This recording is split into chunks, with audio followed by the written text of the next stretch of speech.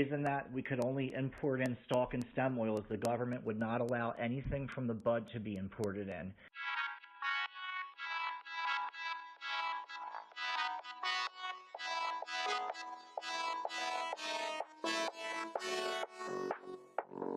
We're born with a system in our bodies called the endocannabinoid system, and humans are born with cannabinoids in your body. Essentially, it's like if a migraine had a migraine.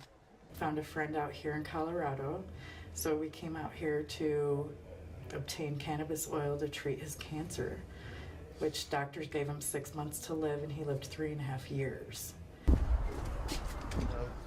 Little price break. We sell it 10 a gram.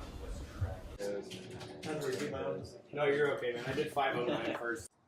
Thank God for cannabis. It turns out you can't have too much of it. That's exactly right. The way that I like to think of it is it's kind of like a game of basketball. I mean, it's like cheating in basketball almost. When you take just CBD, your blood receptors and everything, they'll stay like this. When you add THC onto there, it actually opens up that basket and it is just allowing you to pick up more of the CBD, to throw more of those buckets in there to make sure that you're getting more pain relief and stuff. You'll notice the drastic difference that it'll give you if you have THC with CBD, if you were just doing CBD by itself. So that there needs to be more education around the subject, and that people are really brainwashed by the propaganda that they've seen in the past. People say one-to-one is so great because you're getting both of those, and CBD allows the THC to go at that exact same time, so you really get the full effect of it.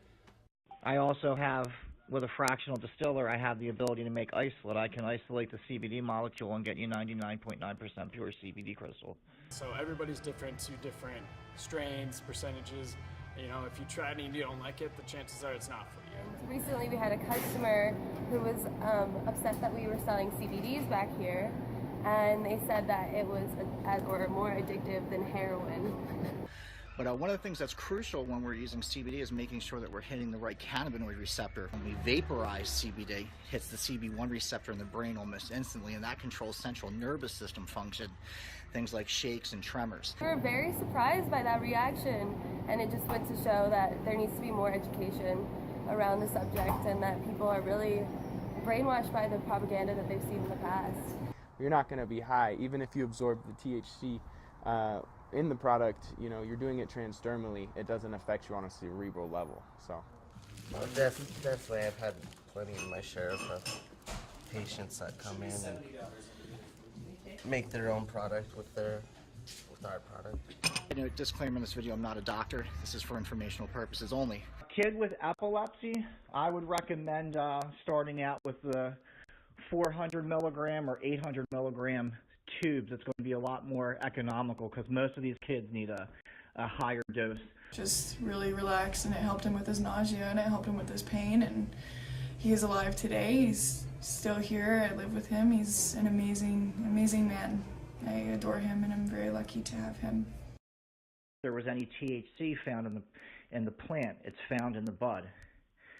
So it was just a precaution from the government. The problem is that that's also where all the terpenes are that give you all the benefits for things like epilepsy.